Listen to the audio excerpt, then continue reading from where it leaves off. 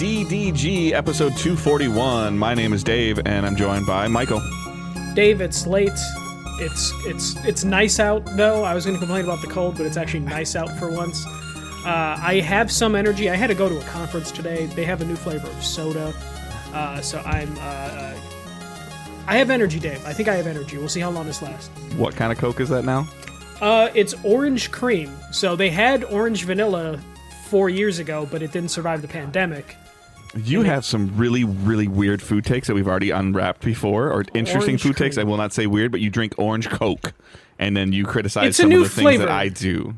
It's a new flavor, Dave. I had to try orange it. Coke. Like, it's like taking a creamsicle and dropping it in like RC soda. And Dave, review kind of tastes like shit. But you're going to finish it because you have standards. No, because I'm from the Midwest and we don't waste things. So I'm going to finish this begrudgingly. So you only bought one, just to be clear. You didn't buy a case or a 3-pack or a 6-pack? So this is like a gas station soda. Yeah, I went to 7-Eleven because there's a new Dr. Pepper flavor. And Dr. Pepper is my backup to Coke. So what's the new Dr. Pepper flavor? Blackberry Dr. Pepper. And I might also, like that. Okay. It's not bad, but I couldn't buy a case of it. If I bought a case of it, I would be sick of it. But as like a one-time or once-in-a-while thing, not terrible. Because I like cherry Coke, I like cherry Pepsi, and then I drink a lot of like the water bottle flavor thing that I have is like a black cherry. I'm still hurt that they got rid of cherry vanilla Coca-Cola because that was a really good combo. Terrible. It was really good. This isn't too bad. This hurts my teeth because it does just taste like a creamsicle. Yeah.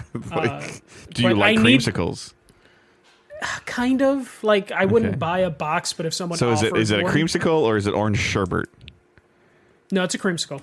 Okay, you know what sherbet is, right? Yes, I know what sherbet is. I'm just making sure. You probably think that's bad, too. It's not my favorite. It's not my favorite.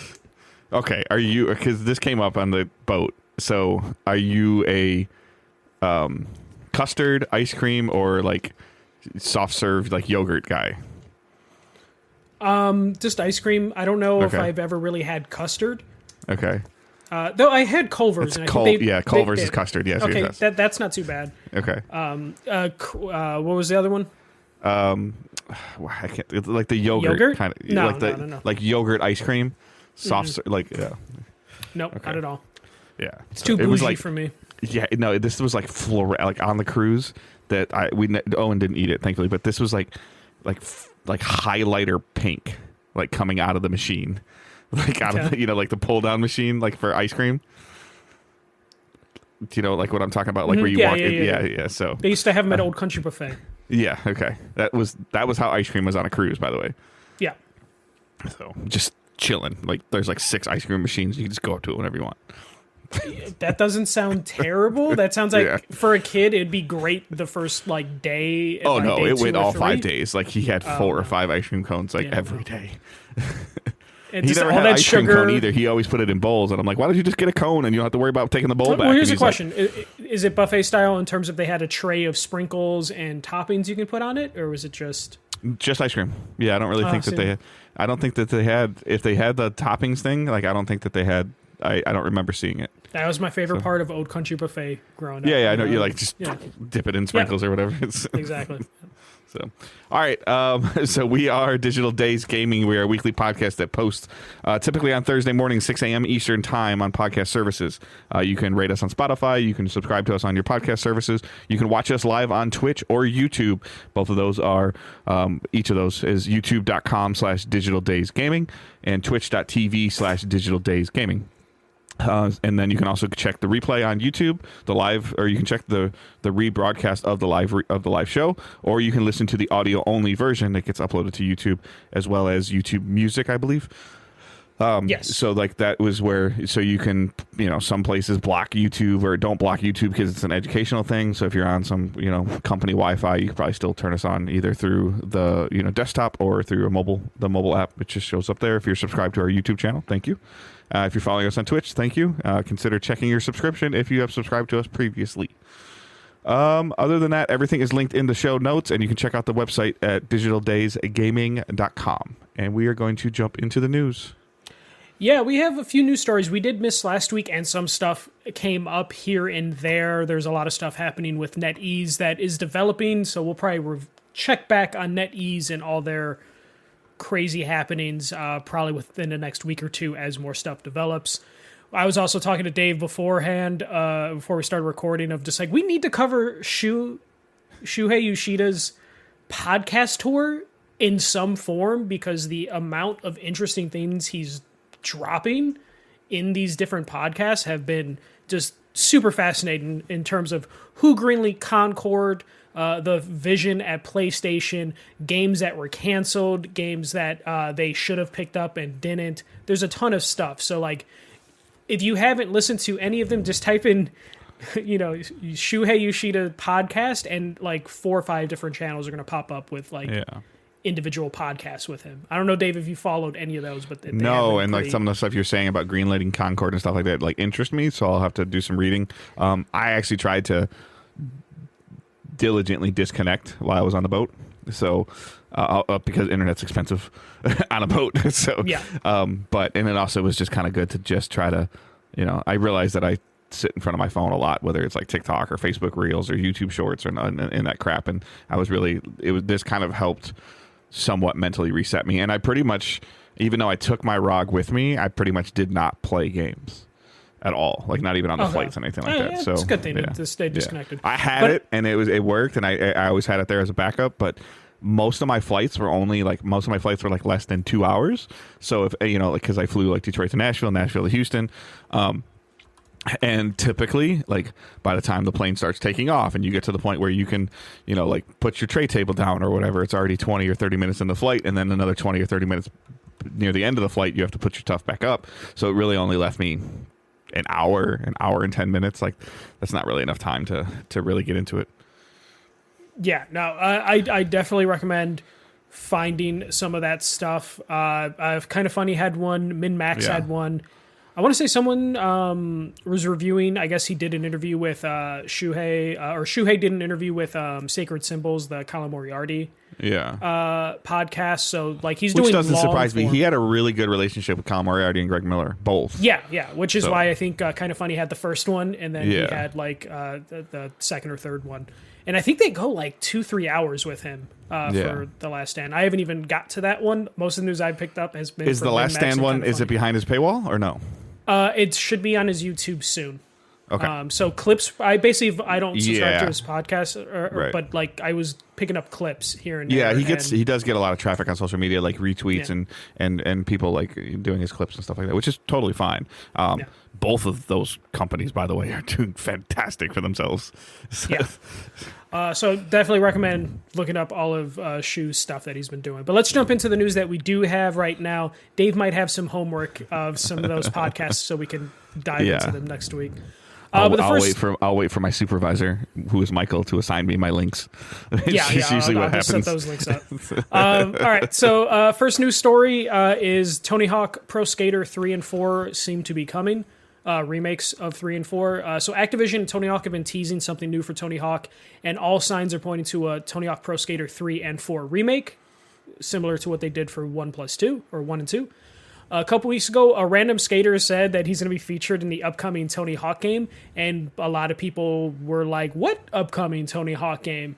And then shortly after that, Call of Duty in-game was teasing a 3/4/25 reveal in one of their maps that has a skate shop.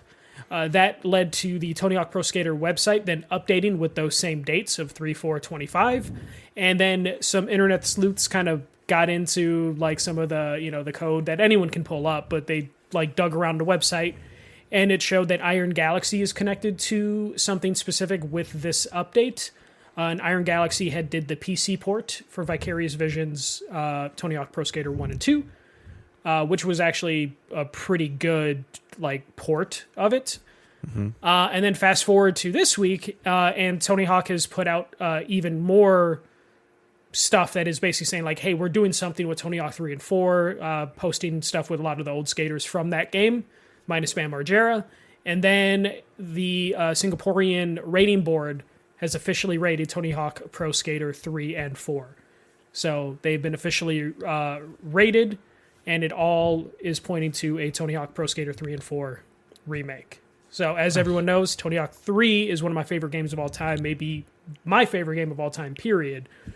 And this is something I'm excited for. Dave, I want your take because I know you kind of like the Tony Hawk games a little bit. They were fun for me at the time when they were out. Like I can remember like breaking through the windows and doing the tricks and, you know, trying to collect the tapes and finding the little secret areas and just kind of overall just like having fun with those. I don't know if that's kind of like my wheelhouse like now of something like I would like to do for like my current time of just how I game, which is terribly broken in general. But I think anytime that you can try to revitalize a genre to potentially like, because what's the one like Skate 4 like that's being like that was like a big just deal. Rebranded as Skate, yeah. And so like if this, you know, if that kind of thing can come back, like I'd love to have those. I love for anybody to be able to game in any form, however that comes, whether that's a mobile game, a skating game, a rock band game, or like whatever those things are, that to do that. I think it's very important for people to just be comfortable with what they want to play and know what they want to play. And if the Tony Hawk gets more people to, whether it's buy consoles or, you know, do whatever, like I think it's great. So, and I don't like, am I going to buy it? Probably not. Am I going to get upset if it's gifted to me? No, I'll probably check it out, but I don't see it on my list to buy though. Like I'm excited just to get those games again in whatever form it comes. Whether it's like some people are speculating it might be an expansion to 1+2, making like a full hub, and they'll just re-release 1, 2, 3, and 4 all together, or if 3 and 4 standalone. Whatever way they release it, I'm on board. Obviously, and this is one of those things where we didn't think this was going to be possible because Activision, before they were acquired by Microsoft, basically killed Vicarious Visions by making them Blizzard Buffalo, I think. Sounds about right. Or Blizzard East, I think. Yeah, and they basically became Diablo team, like that. They an auxiliary. So we don't know. I think this is the Black Book. Like this is that little notebook, that little playbook that each studio has, where what we hoped is that Phil Spencer, Aaron Greenberg, whomever making their rounds after the purchasing was like, let's see, like Hi-Fi Rush. I feel like Hi-Fi Rush was kind of in that book. Whether you think it was successful or you think it was unsuccessful, I don't care. I'm just saying that it was in this book. Like, to think that they don't have the work done, and Vicarious Visions people or anything like that, and in terms of, because more than likely this is going to be a Game Pass thing. So in terms of continuing the cadence that they're trying to accomplish with Game Pass, this fills that niche. This can advertise. You can hashtag this. You can get some. I don't even like. I used to watch it as a kid and as a teenager, but like if like so, this is February now. So like usually like is it like April or May that I know the X Games are still a thing, but I don't know how much of a thing they are.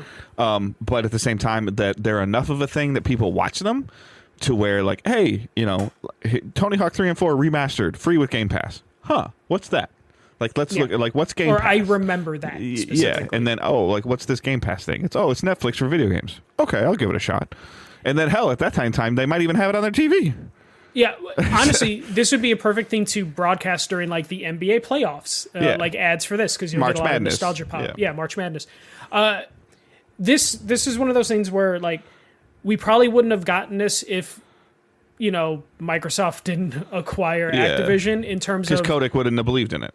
Yeah, because as far as we know, like, when 1 and 2 came out, and then they, like, was it like a couple months later is when they basically transferred that studio to Blizzard, there were reports of, like, they had already started on Tony Hawk 3, like, developing it, because they thought, like, oh, we sold a bajillion copies, because they did. It sold really well. Yeah. Activision was saying, like, it's a success, but Activision being like, it's not as big of a success as it can be. Yeah. So it sounds like work had already started on it. So the Iron Galaxy being the main developer on this potentially isn't the worst thing, because if work had already been started, that's easier for Iron Galaxy to see that vision through. Yeah. Because they have experience porting the PC version. But this is what Iron Galaxy does. Yes. And sometimes they do have a bad time when they do some of this stuff, but they at least have experience with it enough that this should be a slam dunk for them. Yeah. The only thing that, you know, could be a bummer is, you know, like there's a lot of licensing for music that needs to be taken care of for these games. That is important to the players. I would say they were like 98% of the way there on the soundtrack in the last two remakes. And then also there's some issues with some skaters. You know, some skaters have gone down some dark paths the last couple years that might not be able to be included. So there's some small hurdles that they need to like get over and figure out. But for the most part, this should be relatively easy if we're talking about like, hey, the engine is done. Yeah. And it works and it's nice. The online just sucked. But it's now just them transferring those maps does anybody over. really care about the online for Tony Hawk? Like, really care? It was broken enough that you couldn't have any experience with it. I would think most people would rather have a bare bones online multiplayer. Yeah, like a leaderboard or something at least. And that wasn't even working. Okay. So it was like I believe it's unplayable on console. I mean every genre, every video game player, every person has a what I would call like a trigger. Okay, and like the example I can use right now is like I'm gonna download Call of Duty Black Ops 6. And do you know why I'm gonna download Call of Duty Black Ops 6, Michael? Why? Ninja Turtles. Yeah. Okay. So, like, I mean, I want to play it, and it gives me a reason to play it. They sound like they're expensive as hell, like $19.99 a turtle, which is kind of like ridiculous for like a skin. But I got to see. But it sounds like it's like fully voiced, and there's a group of people that listen to the show that play Call of Duty on a pretty regular basis on Mondays. So that's the hint. That's kind of what got me into Fortnite for a little bit. I played Fortnite for a couple months. I still randomly dabble with it, mostly now, not as much because Owen's not playing as much as he was before. But those are little, spikes in the player base that show that people are like, oh, why are they doing this? Because it makes money. And, to your point, the cadence and what the Microsoft wants to do is like, okay, it's another notch on the belt on the library, and the hope is that it increases subscribers somewhat. Yeah. And this seems like something that's going to be coming out soon because the way they're marketing it seems like it could be relatively soon. And then also it's been rated, which means it's usually within the same year, maybe a 6-month window. Then the or Singapore less. place is usually a slam dunk. Yeah. So if it does happen and it is real, like it should be something that comes out relatively soon and would be something that can fill that summer for Xbox because Xbox has the next 2 or 3 months planned out pretty well. Yep. And then Tony Hawk can fill that summer gap and take them into whatever they're going to have for the holiday season. Yep. So it just makes sense to where, if you're Xbox and you're like, what can we greenlit and what can we get to fill time? You have the Tony Hawk franchise sitting there. And it's a remake, which we've been told remakes for the most part are not, I don't want to say easy, but low investment, high ROI. Yeah, exactly. So it is one of those things where they looked at it and were like, let's just do that. And we might actually be getting that. Vicarious Vision, Blizzard East, or whatever can do both right now, I would assume. We're working with Iron Galaxy. They can probably do both. They can work on the Diablo stuff that they need to work on, and they can still have a team of, I don't even know, 15, 12, 18. I don't know what the number is. You could have Iron Galaxy do the heavy lifting. Yep. And you just have some people in Vicarious Visions jumping on the team's calls, making sure it's what it's supposed to be. Yeah. So this could work out pretty well, and I'm excited. I'll buy another collector's edition if they have one. The next story, we don't usually cover PS Plus Essential offerings or Xbox Game Pass offerings too much unless it's like a big press conference. So this one caught me off guard. Dragon Age Veilguard is coming to March PlayStation Plus Essential This is the lowest tier. Yeah. PlayStation Correct. Plus Essentials, Yeah. the So basic like tier. the $70 a year tier. Yeah. Or whatever it is. Yeah. Yeah, so less than 6 months after release, Dragon Age Veilguard is coming to Essentials, joining Sonic Colors and TMNT Cowabunga Collection. EA had stated in the past that Dragon Age, despite having a strong launch, ultimately sales fell off a cliff and they had to do studio layoffs and told BioWare they need to refocus their development efforts to just kind of being a one game sort of studio thing. So BioWare saw a lot of mass exodus for the people that weren't laid off, and this seemed like a mess, and everything was pointing to Veilguard being the reason all that happened. And EA even said at a certain point, Veilguard failed so bad, this is why our earnings were down, which seemed a little like overblown because it's like football club is why your sales were so far down. Mm-hmm. But yeah, this seems like EA just the FIFA name actually meant something shocking. Yeah. But this definitely seems like EA is fully given up on Veilguard. Like they aren't even like worried about like let's put it on sale or anything like that. They're just like, it was on sale. not as a. I feel like you hit a I think sale I bought it for like aggression. 20 or 20. I think I bought it for 25 or 30. I saw it was like 40, I believe, when it went maybe. on sale. Yeah. I feel like you go lower before you just sell it off to PlayStation Plus or Xbox Game Pass. This just seems like they just were like, we just need to get whatever return on investment we can. It's weird. And at this point in time, I'm shocked that it's like also not a Game Pass announcement at this point. Just because if they're really trying to do that, but I'm sorry, if it's on EA Play, then it's on Game Pass. Yeah, my bad. Yeah, technically. So, yeah. But I don't. But I it's think usually a 6-month window, so it's probably. So we're getting close to the same time frame. Yeah. Yeah. But yeah, like this is EA being EA, and this is really kind of weird.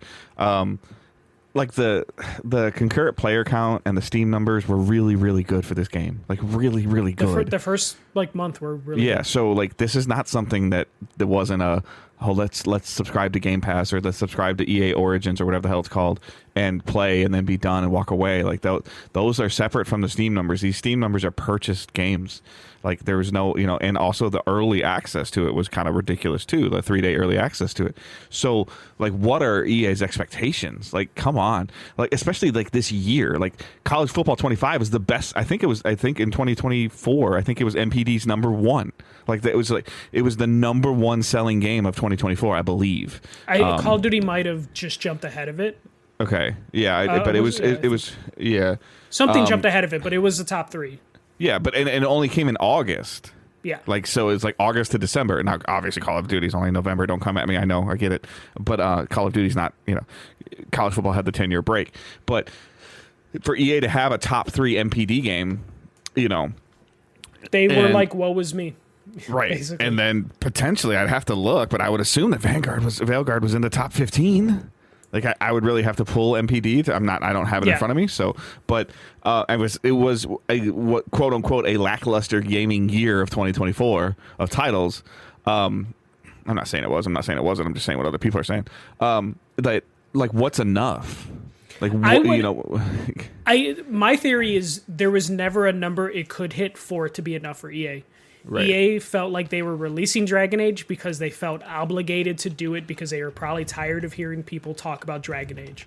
And they don't want to take the PR hit for closing BioWare. I strongly believe if EA didn't give a fuck about Backlash, they probably would have canned BioWare like 3 games ago because of what they want to do financially don't line up with what BioWare can do for them.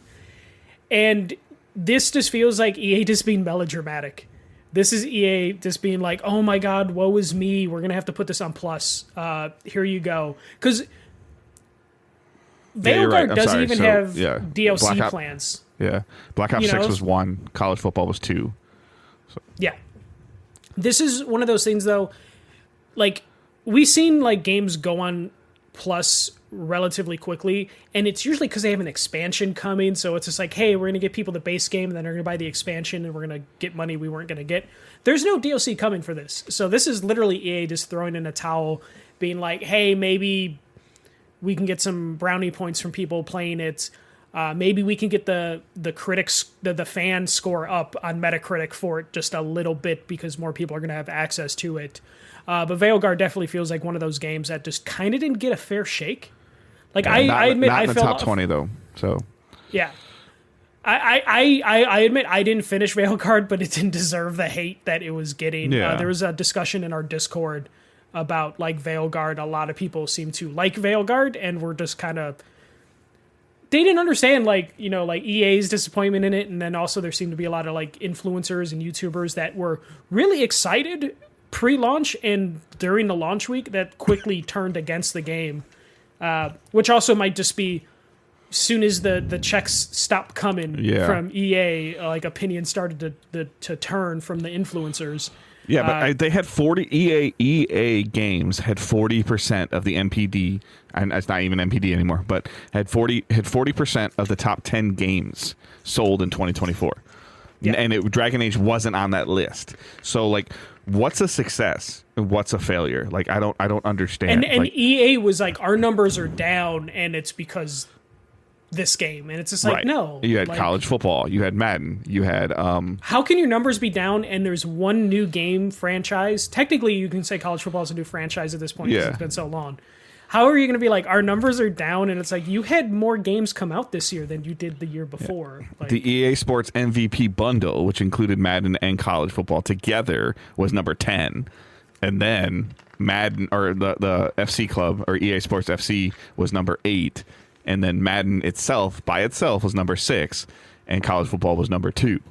Like, so what is, and I don't really think that these games are public, like these kind of things publicly get their praise. I didn't know that Helldivers was number 3.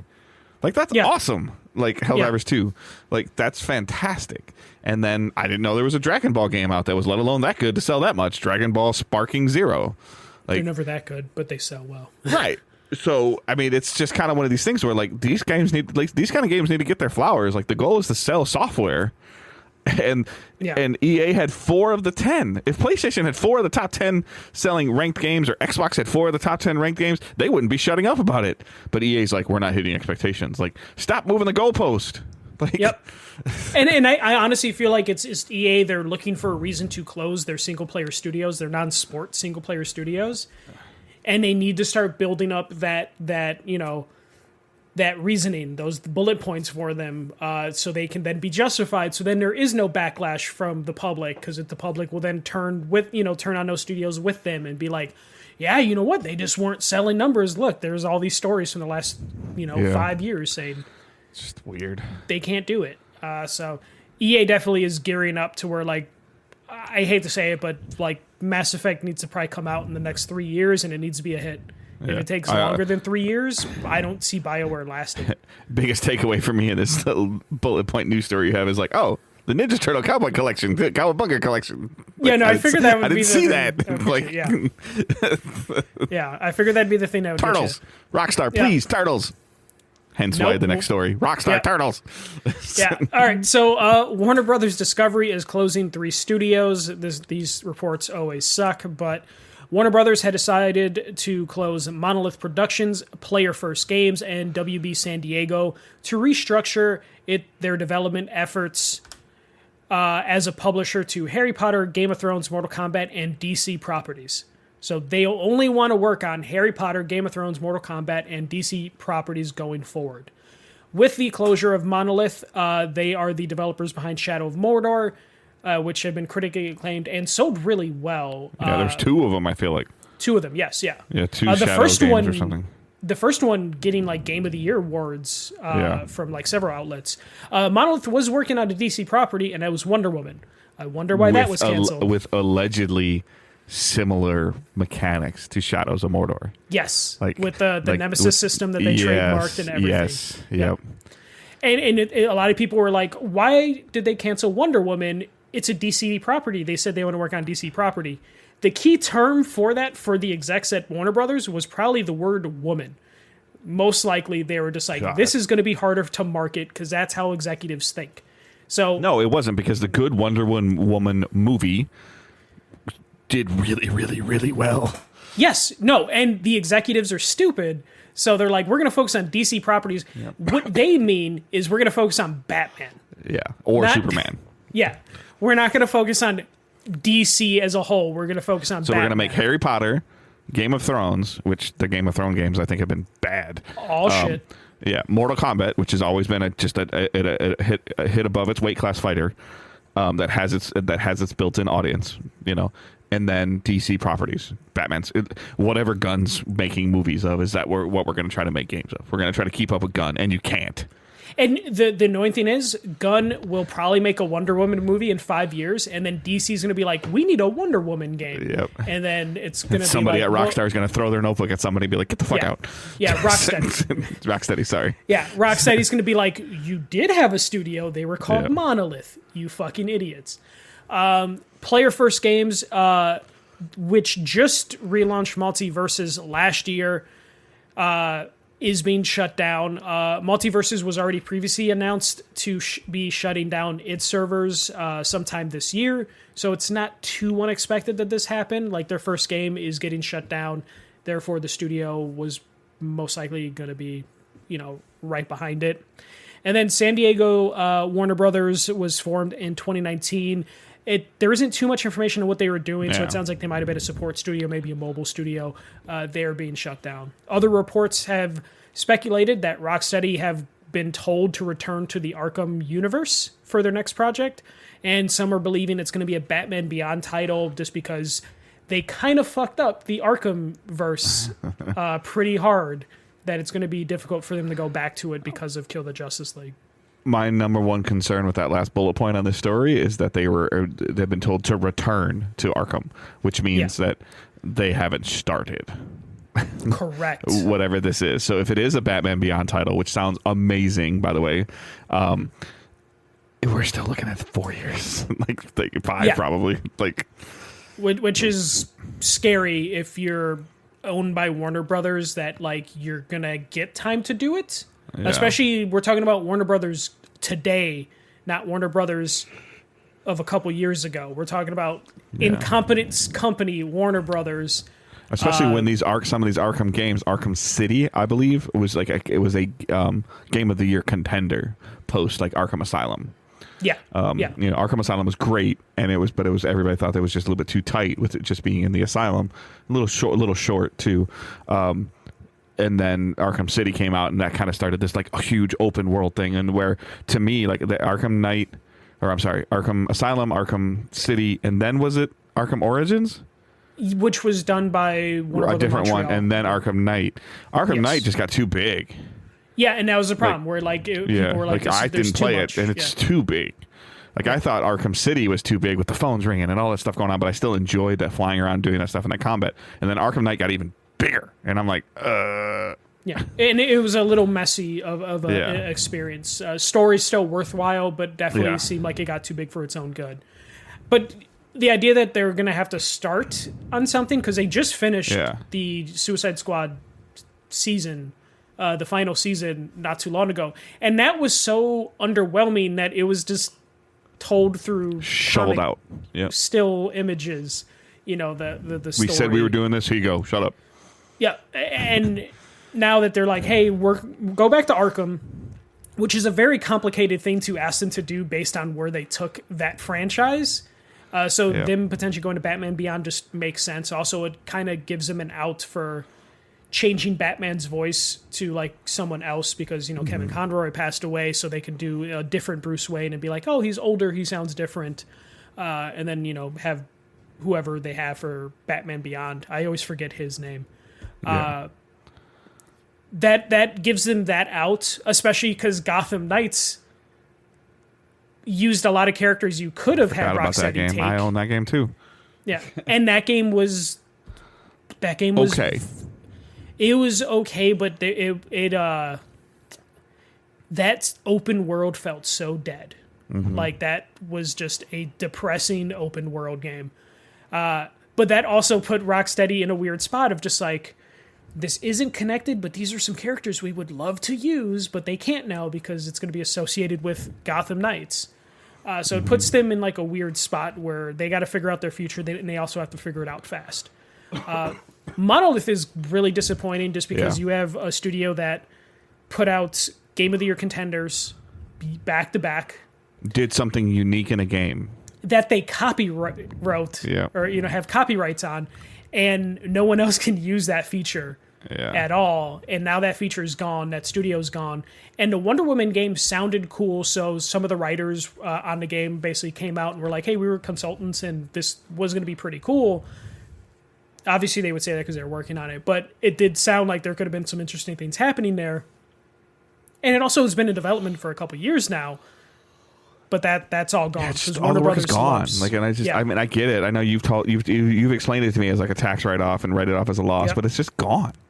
Yep, it's just gone, and the work won't be able to repurpose. They have no studios left. A Nightwing solo game, like there's a lot of different things they can do. But to Michael's point, somebody in the chat, I can't say his, asked, and but to Michael's point, Nightwing was in Gotham Knights. So, like, where do you? I believe he was in Gotham Knights, right? Yeah. He was, Yeah. Okay. How do you you could get away with a standalone game potentially, but it would automatically get harped on by reviewers if it had no connection to Gotham Knights at all. Like, it would be a thing. Like, why is this character, like, why does he look different? I mean, like, you got to remember, we had the backlash around the Avengers game because they didn't look like what society established that the Marvel Avengers look like. Iron Man didn't look like Robert Downey Jr., you know. And so it was, you know, you can't win. Yeah, they would have to basically come out and do what James Gunn is basically doing now for the movies of just like, hey, we're rebooting everything. Forget everything in the past. They would need Rocksteady to come out and be like, the Arkham world is dead. Yeah. We are starting fresh, and we're starting with Nightwing, or we're starting with a new Gotham, a non-Arkham Gotham. Yeah, because they have too much history in the other one, and other than retconning... I don't think he's talking about Bloodhaven City. I don't think that'll work with the mass audiences, though. If you're going to do anything that has the name Batman in it, you have to do Gotham. Yeah, and you have to go full force. You can't be like the Arkhamverse Presents or something Correct. like that. Just like we've talked about with Spider-Man. Like there almost can't be a Spider-Man game without you spending some time in New York. Yeah. Like there just can't. Yeah, and Batman Beyond gives them a little bit of an out because it has Batman in the title. So you can do, you know, Arkham Batman Beyond, and that will be enough to catch people. Yeah, it looks completely different. It's not Bruce Wayne, but it would at least be enough of a thing where that can catch eyes on shelves or on digital storefronts at this point. So they're like, Rocksteady's in a weird spot right now. Like, I wish they would just make something else and get out of that Arkhamverse. Yeah, the true tell of if this is going to work will be that Captain America Black Panther game. That's kind of in its own it's in its own lane. Like, it's still Black Panther, it's still Captain America, but it's in its own independent lane. Yeah. If that catches the audience's attention enough, like, Rocksteady needs to pay very, very, very close attention. Especially that's going to be a smaller experience, and they probably need to go as lean as possible. Yep, they need to pay very, very close attention to this Black Panther Captain America game. I can't think of the official name of it right now. I'm sorry. But this is the Amy Hennig game, correct? Yes. Yeah, so they need to pay very, very close attention to how this goes. What works in it, what doesn't work in it, what the, I don't know any other term to use, but the comic book nerds say about it. Is it accepted? Is it granted? Is it considered 1943. Yeah, 1943. Thank you. Is it considered canon? Is it new canon? Does it establish a new pillar in the story of Black Panther and Captain America? Because this is Captain America before he got frozen, and this is not T'Challa. Not T'Challa. So this is a great example of, this is not your normal Batman. This is not your normal Captain America. This is not Batman your normal Beyond Black Panther. It's not your normal Batman. For that. Yeah. Correct. So they need to watch that carefully, or hopefully, God, please let somebody be friends with people in that studio. Like, go get a beer, please. Yeah, because and that's the thing is, like, I don't think Warner Brothers would. Warner Brothers already has shown clearly that they don't care about Batwoman.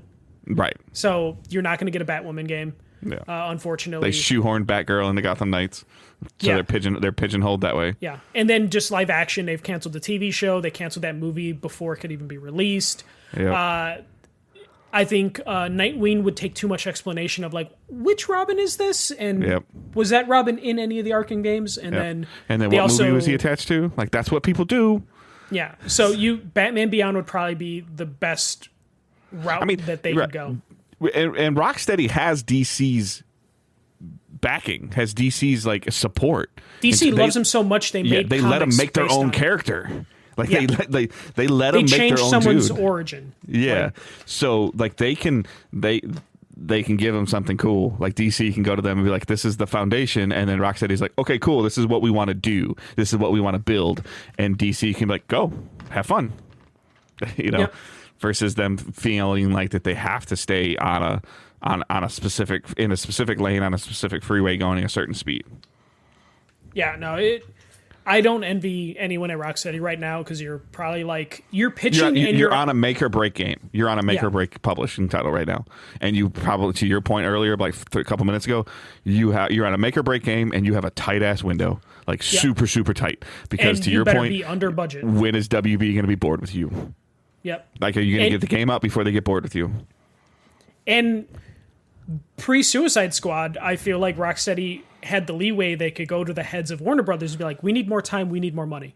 Rocksteady was before Suicide Squad. I would argue that Rocksteady was a top 5 studio. like in the gaming industry, which is like why maybe, they had the leeway to take so long to develop their game. Maybe 4, 5, or 6. I wouldn't put them above Naughty Dog. I wouldn't have put them above certain places We should at the rank time. studios soon. Yeah, but we have to go really far back. So it's. But now, like, if you're the head of Rocksteady, you're like, okay, I need to promise a window, and we need to hit that window. We need to hit under budget, because if we ask Warner Brothers for more money, they're going to be like, we're broke, and they're going to start looking to can studios and stuff. Yeah. So for sure, it's a tough situation. And then if you're NetherRealm, you're already knowing, you're like, we're gonna have to do another Injustice game, whether we like to or not.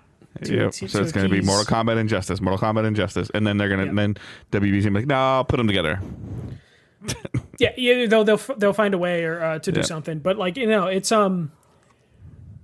they're in a spot too of just like they can't afford anything to just be slightly under their previous project. Like that's how shaky it is. I can't imagine that stress on NetherRealm of like you have to make the top tier competitive fighter, and you have anything else is fail. Yeah, and I saw a great story and microtransactions and service stuff. Yeah, and I saw some people being like, why didn't Warner Brothers just sell these studios? Warner Brothers said 2 years ago that they are actively shopping studios. No one bid. I'm sure they had discussions. I'm sure people bid, but Warner Brothers like, that's not tax what we write-offs want. worth it more. Because like we talked about, like what is the DC video game IP worth? No, and that's the big thing. Like in Monolith, what is Mortal Kombat worth?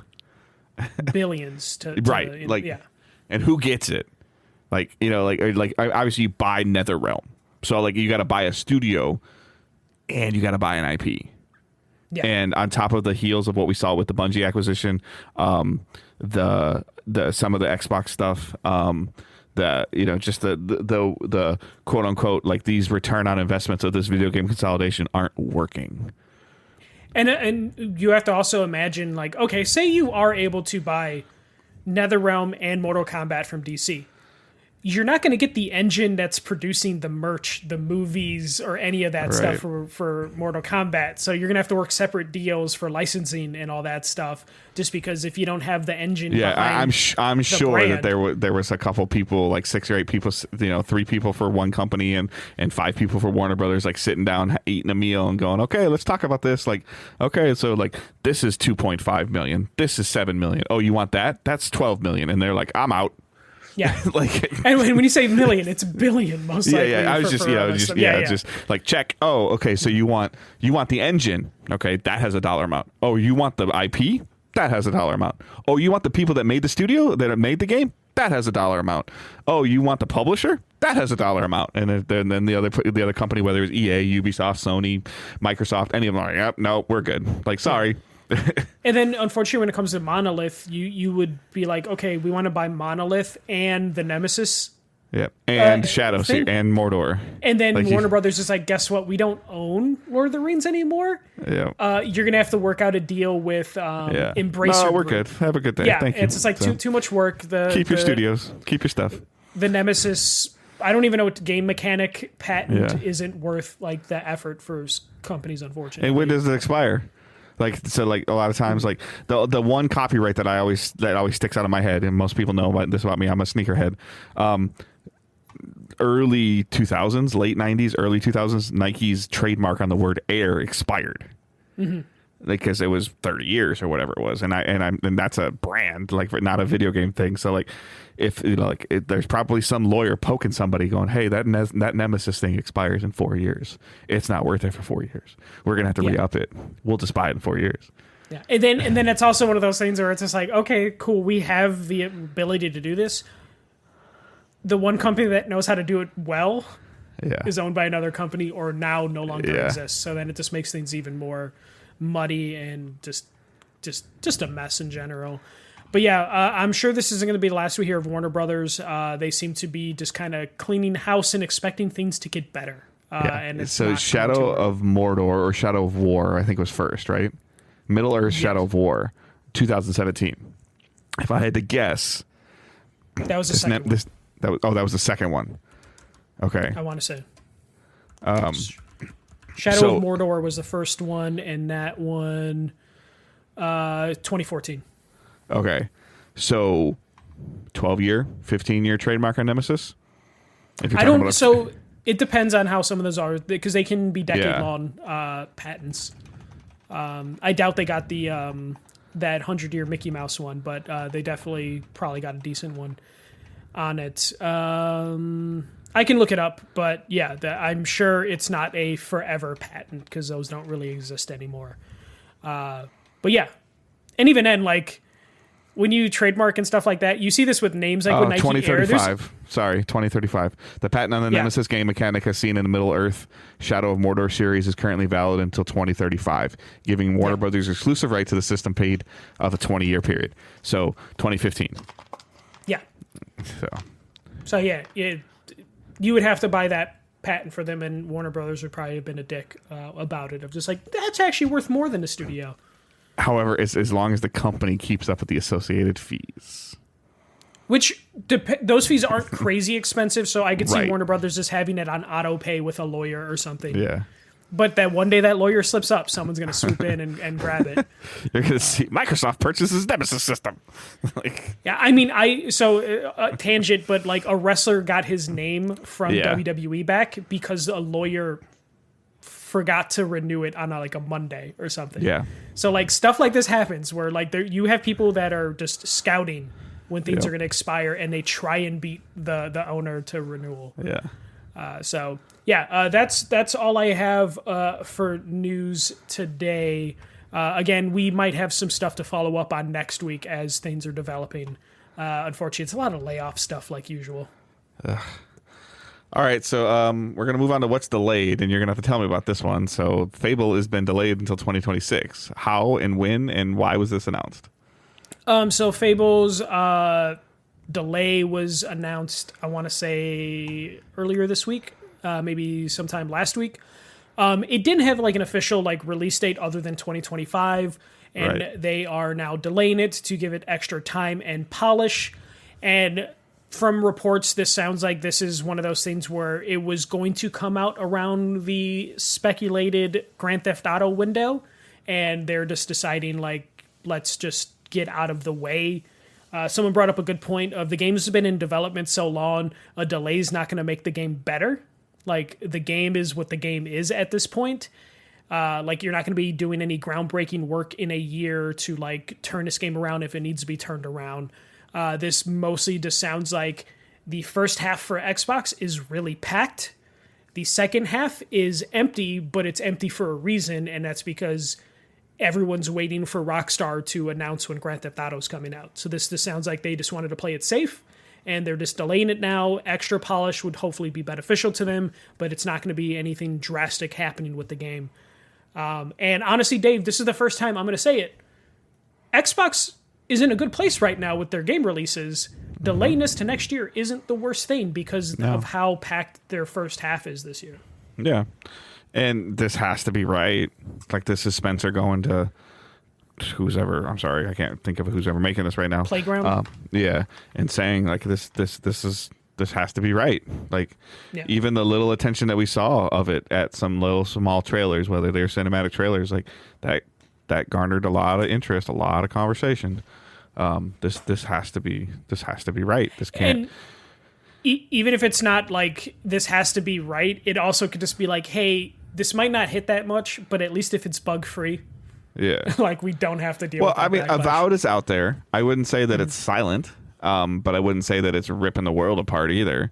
But it's getting attention. Solid 8, that, and it's that continuous. If they can bring out 6 solid 8s every year, they're not gonna. Are they gonna have a game of the year contention? No. But are they gonna go 7 years between a studio releasing a game too? No. It's going to be one of those things where, if they go on a run, Keighley's going to have an award for, best publisher or something. Yeah. Just to, placate them to get some award, because so far none of their games have been worthy of Game of the Year. But again, they've been solid 8s. So we might see a Publisher of the Year award just for them if they can keep hitting this cadence. Because they have, Doom next month? May or in May. March, May, and or then something. they have this random stuff like Expedition 33 coming to Game Pass and a couple other Midnight, Philly not things. Midnight Suns, but what's the South of Midnight? South of Midnight. That's coming out next month. Yep. And of course, Avowed just came out. And Avowed's doing good, though. It's getting those weird like influencer clapback of just like you get the influencers that got to play it ahead of time, really enjoyed it, and then now that it's released, the influencers that didn't get to play it ahead of time are going really hard against it.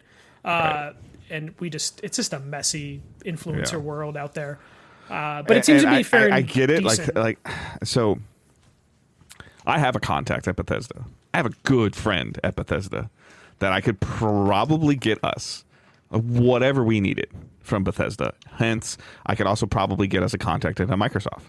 But it's not worth it because everything's coming to Game Pass. Like, what's the point?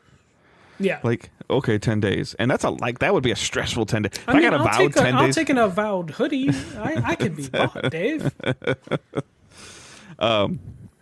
But there's just there's a lot of mess there that I could easily get a couple of names and try to pitch our stuff. And I would actually be more interested in doing interviews or finding out other stuff about what's going on with that than I would be about reviewing the games at this point in time. Like, I am tired of reviewing games because it's just a no-win. Oh, you said that was a 9, and I played it and it was 6. You're dumb. Like, I'm done with that. Like, I don't want to hear that. Play the game. Do what you want. I'll stream it maybe, and if I'm enjoying it, I'll tell you if I'm enjoying it. I'll tell you what I like about it. I'll tell you what I don't like about it. That's it. I don't need to write 3,000 words. I don't need to explain something that somebody then is going to look at 4 months later and be like, well, this isn't what this game plays like. Yeah, because it got patched, dumbass. I think I fell out of love with reviewing when I gave a game like a 3.5, and then I was told I was being too soft on reviews.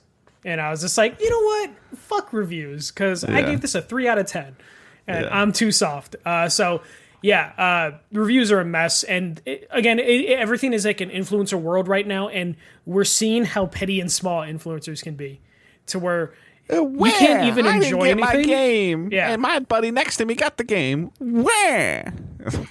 and then it just turns into like this like thing where they just they just start insulting the reviewer or the influencer that liked it, and then like I'm so tired of seeing people that I like respect Twitter accounts just turning to like I need to defend myself 24/7 on my account. Yeah, like when they've got like a 10 tweet thread, I'm like, I'm done. Yeah. And there's nothing wrong with them defending themselves, but it's just one of those scenes where it's just like, this is where we're at, to where you can't even say I like a game without having to get ready for our like battle the next day on social media. It's wild, and we're seeing it more and more. It's part of the reason why Michael and I have kind of just stopped asking for and also given up on reviewing games.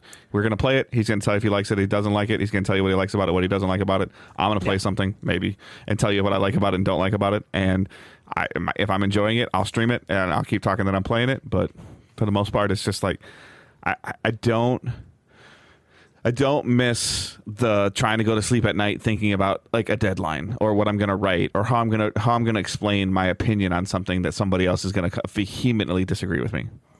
Yeah. And in a way that they didn't even read or listen to everything you said fully. As soon as you said like, I enjoyed, they're like, fuck this guy. Like, it's a crazy, crazy thing. But yeah, that's Fable was delayed, Dave. We got into a little bit of a tangent. Sorry. Fable was delayed. All right, so what we're playing and watching.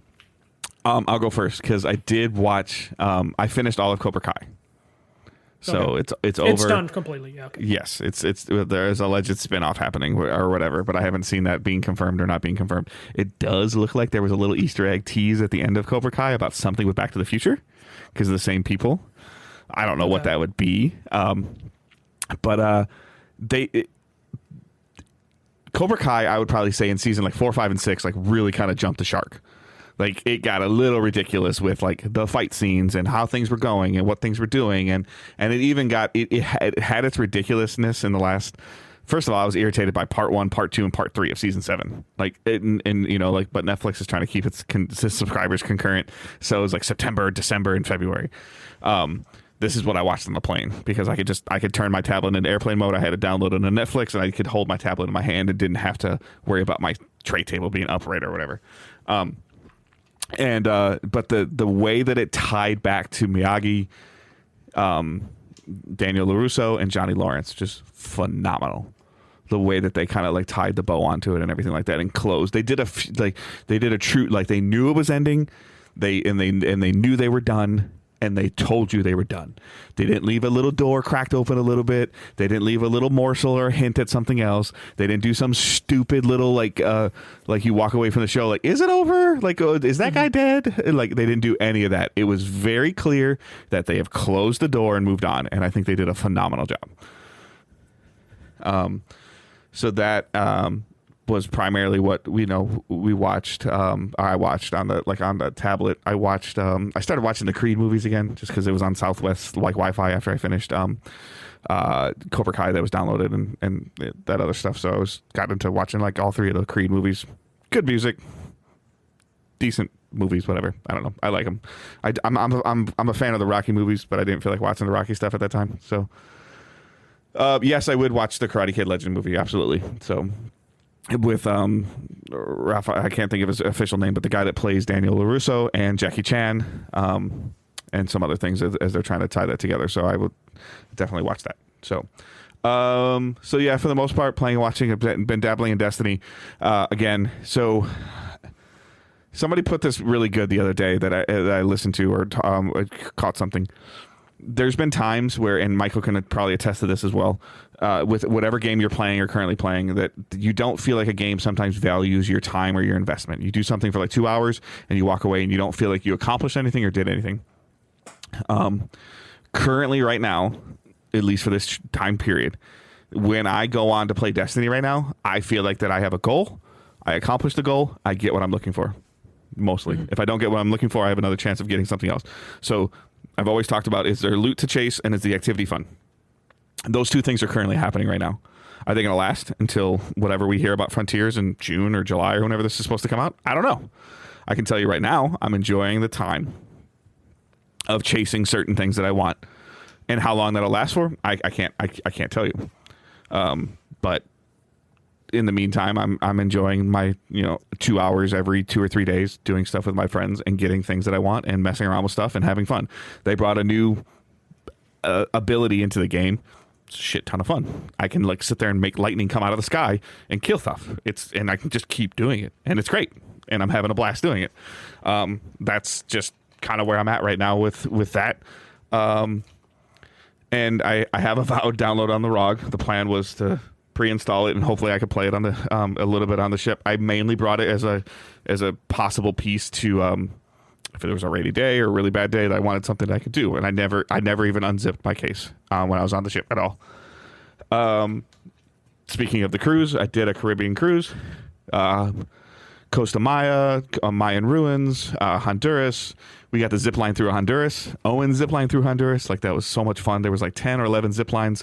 Some of them like 300 feet or 400 feet, and some of them like 1,100 or 1,200 feet. It was super fun, super cool. The cruise was fine. It was very low ceilings. Like, everything's like 6.5 feet. So, yeah. But I mean, overall, like a couple of the shows they did, like my first cruise, I was very, very happy with the cruise. I don't feel like my money was wasted. But like, would I cruise again? Yeah, probably. I might have a couple other things I'm looking for on a boat that I didn't get on this one. So, and you kind of learn. But have you ever been on a cruise? No, Sarah doesn't really like water like that. So, okay. Yeah. So my biggest takeaway from doing the cruise is I think there's a thing called Landsick. And and it on Sunday and Monday, and today's Wednesday, but Sunday, Monday, Tuesday, like if I was sitting here right now, it would still feel like it's moving. Like, it was giving me that tilting feeling. Now, it was cold on Friday coming home, like coming through the Gulf of Mexico, back to Galveston and near Houston. Thank you. I'm not, I know. The captain called it that too, just for the record. Good. But it was like 45 degrees in the middle of the Gulf of Mexico. Yeah. That's cold. Like, it's like 30 degrees in Michigan, 20 degrees in Michigan is cold, but you at least have trees or houses or things. And open water cold is something else. I was just like, wow. Like, I don't wear my hats like super tight, and my Tiger's hat almost flew off once on me. Like, and I was just like, this has got some movement. There's nothing to slow the wind down, and it just whips through. Like, but I knew you risked that when you're going anywhere in the United States in February. Like, unless it's like California, I think that would be like the Southern California would be like the only safe place. And even when we went to San Diego last year at the same time, colder and wet. So yeah. Sarah was just in California in Anaheim, like end of January, and it was like 40 degrees. And rainy. Yeah, and that's what it was like in San Diego. It wasn't 40 degrees when we were in San Diego last year, but it was cold. It was wet and it was colder. So, but yeah, I mean, for the most part. Had a good time, felt very, purposely, but felt very disconnected. And that was nice. My job did fantastic, not talking to me at all. They were kind of under orders from my boss to not communicate with me because she's like, you have to go on vacation. But overall, I had a great time. I'll post some pictures and some stuff, probably on the Discord or something, just to give you guys an idea of what's going on. But that has pretty much been my last 2 weeks. So. Yeah, for me, it has been a ton of Marvel Rivals. Work sucks lately, mentally just draining. So it's just been a lot of just like, I have energy when I get home to play 1 or 2 rounds of Marvel Rivals. I did make it into, I think I'm Diamond 2 now, and that is pretty good for me. It took me a while to get to Diamond in Overwatch, and there's significantly more levels you have to get through in Marvel's Rivals to get there. So I'm enjoying that. I did work on having backup characters because once you get the diamond, they implement the ban system where the enemy team can ban ban characters for you to play. And I basically was like, if someone bans my main, which is Squirrel Girl, then I'm screwed. So I learned how to play Invisible Woman so I could flex the healer. Moon Knight is my backup DPS. I don't have any tank that I'm really good with, especially at the diamond level. So it's one of those things where I can flex to another DPS if I need to, and I can flex to a healer. I did have a match where my main was taken, my backup was banned, and my third backup was already taken. So then I had to panic and play a healer that I'm just not good at. We ended up still winning, surprisingly, but it was a very sweaty match, and someone in a chat was like, MJC is throwing, and I was just like, I wanted to go in a chat of being like, it's not my fault, my 3 characters have been taken, but was able to get through it. I've learned, though, now that I just need to do, basically for competitive play, I'll do 1 game. If I win, I just have to, I have to walk away. I don't want to get into the habit of just, taking multiple losses in a row if I can avoid it. If I get a win, I should just be happy, and I'll just do my dailies and my monthlies that refresh. The monthlies refresh every day if you complete, the 3 that you have available, and then you have your just traditional dailies that just reset every day. So I'm just like, okay, I finish the battle pass, and I just do quick play until I'm, tired. After I do my 1 to maybe 2 competitive games. So yeah, just been a lot of Marvel Rivals, picking up a lot of video games lately. It's a lot more than what I'm posting in the Discord. Recently picked up Concord, looking forward to playing that. Got a good deal on it. Dave, should I crack the shrink wrap on my copy of Concord? That's gonna be like a lottery ticket in 20 years, man. Yeah, I picked that up for $20. Why didn't you buy 2 copies of it? I can send you the eBay link if you want to pick up a copy too. I found someone who was selling. Why didn't you buy 2? Dave, I have a mortgage. I can't be buying silly things like it's 2 like a copies. Subway sandwich now. No, there was $25 I paid. Have you priced Subway recently? You know what? I did go a couple months ago, and the sandwich I used to get that was $11 for the meal was $17, and I was so upset that I had to tap my card and pay $17 for a fucking Subway sandwich. I'm saying. You said you paid $20 for Concord, so I'm saying you So I've been picking stuff on eBay, just building out my collection. I actually need to go do a purge of my collection just to get rid of stuff that I just don't really need, just because my shelves are getting full to a point where I want to make sure I'm collecting the right things. So I have to purge. I ended up grabbing 15 games, and I'm just going to take to a retro game store and just get what I can for it.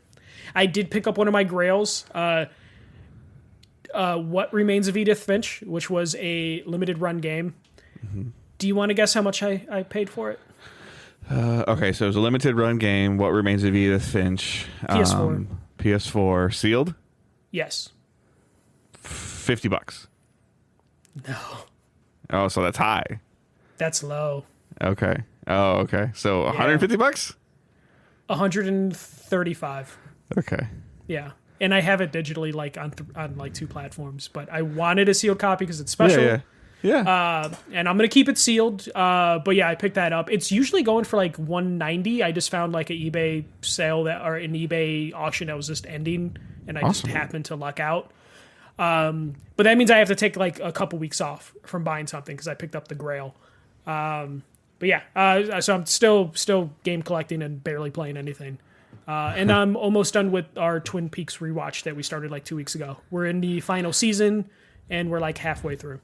Did I give you any crap about your Chicago Bulls missing like 35 3-pointers against my Pistons? You might have. But yeah, they're a shit team. But they killed the Sixers. For some reason, they were up 50 on the Sixers. Like the Pistons smoked the Celtics tonight. And I'm like the shocked. Pistons are one of those games or one of those teams now where like they're going to sneak into the playoffs, and it's going to be one of those teams that they can upset someone. Yeah, they might get home court in the playoffs. I don't think they can win a championship, but I think they can upset like a favorite if they wanted to. But one of their top 3 players has a freaking broken leg, and they're doing this right now. So he's going to be back next season. It takes a little bit for me to pay attention to basketball, and the Pistons are just doing stuff that they haven't done in 20 years. They're a fun team, and they're all at the age where it's like they're going to be fun for the next 5 years. They're basically where OKC is, or where OKC was like 4 years ago. So basketball is very hard to watch currently for me, but college or pro, just because they just chuck threes, and watching them play the Celtics today was like, oh my gosh, they're just chucking threes, like the little half hour, 45 minutes I watched before we recorded. But it's a very interesting time in Detroit sports in general. Like the Red Wings are surging, the Pistons are surging, the Tigers are coming off a playoff run. So it's super interesting just to see what kind of what's going on with just locally, and it's just a lot of fun right now. So it's my little sports tangent. Sorry. All right, so I think that is our show for this week. You guys need to start sending us some questions.